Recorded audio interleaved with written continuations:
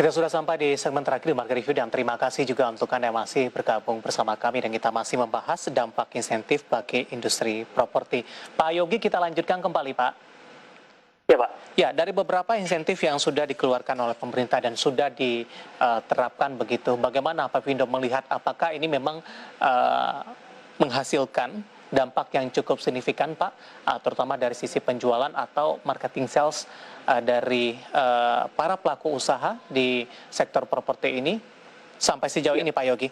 Ya, sampai sejauh ini sepengamatan kami memang dampaknya lumayan ya, Pak ya. Jadi namun kalau kami lihat akan balik ke pra-pandemi mungkin tidak juga. Namun kalau dibandingkan dengan apa yang terjadi kinerja yang selama di tahun 2020, tentu sampai dengan bulan April ini ya, sampai dengan bulan April 2021, memang kinerja pra-penjualan para developer menunjukkan kinerja yang lebih baik dari segi pra-penjualan, meningkat ya, di mana kalau di tahun 2020 memang cukup menarik, di mana di kuartal kedua itu memang puncak dari penerapan PSBB ya dan pergerakan manusia, sehingga aktivitas dan pra-penjualan dan juga peluncuran unit-unit properti baru memang sedikit sekali di tahun 2020. Namun di tahun 2021 ini karena tadi ya mungkin dari segi protokol kesehatan memang jauh lebih baik, sehingga dari developer itu juga lebih berani dalam meluncurkan produk-produk propertinya. Apalagi mereka juga mau memanfaatkan momentum ini terkait dengan insentif perpajakan maupun insentif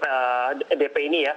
Sehingga mereka tidak mau ketinggalan, mereka coba memanfaatkan dengan peluncuran-peluncuran produk baru, dan itu terlihat dari segi kinerja pra-penjualan. Di mana kalau kita lihat dari top 5 developer yang listed di IDX, memang kinerja pra-penjualan di tahun 2021 ini memang meningkat lumayan, cukup signifikan dibandingkan dengan di tahun 2020. Seperti itu, Pak David. Baik, top 5 dalam hal ini, emiten apa saja, Pak Yogi? Top 5 itu yang berdasarkan nilai kapitalisasi pasar di bursa aja, Pak, yang kami lihat, yakni salah satunya adalah Pakuwon, lalu kita juga lihat ada Ciputra, lalu kita lihat ada Summarecon, dan lain-lainnya, Pak. Baik, dampaknya nanti tentu meningkatkan penjualan dari developer begitu, Pak Yogi. Kemudian akan memperbaiki struktur modal mereka dari sisi arus kas yang sebelumnya sempat mengalami tekanan yang cukup dalam akibat pandemi. Apakah ini juga akan mempengaruhi, Pak, dari sisi kinerja dari emiten properti ini, kemudian juga akan mempengaruhi dari sisi pemeringkatan nantinya yang akan dilakukan oleh Pevindo? Betul, Pak. Jadi memang pada dasarnya terkait dengan insentif ini memang tujuannya adalah membantu atau meningkatkan kinerja keuangan dari developer yang memang sebenarnya sudah tertekan dari bahkan sebelum pandemi. Dengan pandemi COVID-19 lebih menekan lagi kinerja keuangan dari para developer. Nah, diharapkan dengan adanya insentif ini, terutama terkait dengan yang kami nilai cukup signifikan dampaknya terhadap arus kas developer adalah terkait dengan relaksasi down payment ya yang diterbitkan oleh Bank Indonesia. Di mana sebelumnya apabila customer mengajukan KPR atau KPA, itu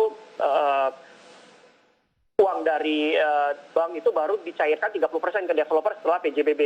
Jadi kalau dengan adanya relaksasi ini seluruhnya itu dicairkan di depan. Nah, ini significantly akan membantu arus kas dari developer. Nah, harapannya memang dari kedua program relaksasi yang diterbitkan oleh pemerintah, baik terkait dengan PPN insentif maupun relaksasi DP, itu akan diharapkan dapat meningkatkan kinerja keuangan developer, terutama dari segi arus kas, sehingga developer mendapatkan fleksibilitas lebih di dalam memperbaiki rasio-rasio kredit mereka, dan akan dampaknya juga harusnya positifnya ke kredit rating.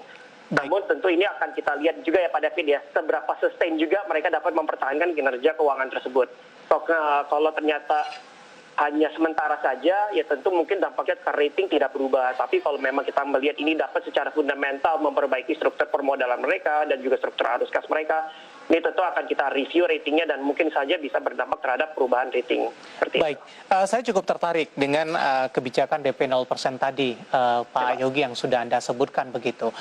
Di sisi lain, perbankan tentu tidak mau mengambil resiko, Pak, terhadap kebijakan ini. Artinya mereka akan lebih selektif untuk memilih pengajuan kredit tersebut, begitu. Bagaimana Anda melihat tantangannya dalam hal ini, Pak Yogi? Betul, Pak David. Itu yang kami cermati terkait dengan relaksasi DP ya.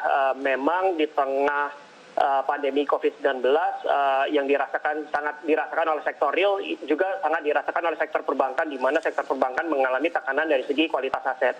Ya.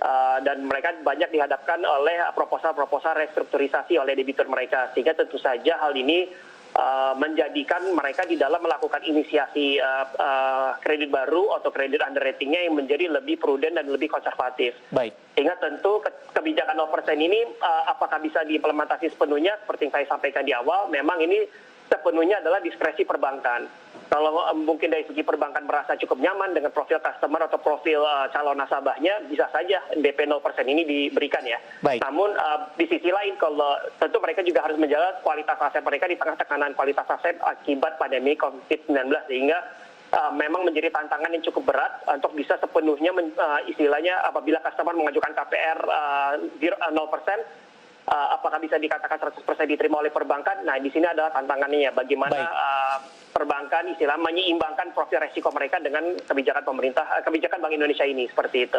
Pak Yogi, waktu kita cukup terbatas, singkat saja Pak, proyeksi dari Pevindo industri properti di 2021 ini, singkat saja ya. Pak Yogi. Jadi kami melihat memang dengan adanya program dari pemerintah ini, there's light at the end of the tunnel ya Pak ya. Jadi memang diharapkan dengan adanya program pemerintah ini dapat berdampak positif terhadap sektor properti, meskipun menurut pandangan kami apakah akan balik ke pra-pandemi itu masih cukup menantang bagi sektor properti. Seperti itu Pak. Baik. Pak Yogi, waktu kita cukup terbatas. Terima kasih sudah bergabung bersama kami dan semoga yang kita bahas bisa menjadi referensi bagi pemirsa IDX Channel. Sehat selalu Pak. Terima kasih Pak. Baik, terima kasih. Ada Bapak Yogi Surya, Perdana Analis PT Pevindo. Dan perbincangan tadi mengakhiri kebersamaan kita di Market Review kali ini. Akhirnya saya David San Oval dan seluruh kerabat kerja yang bertugas mengucapkan terima kasih. Sampai berjumpa kembali.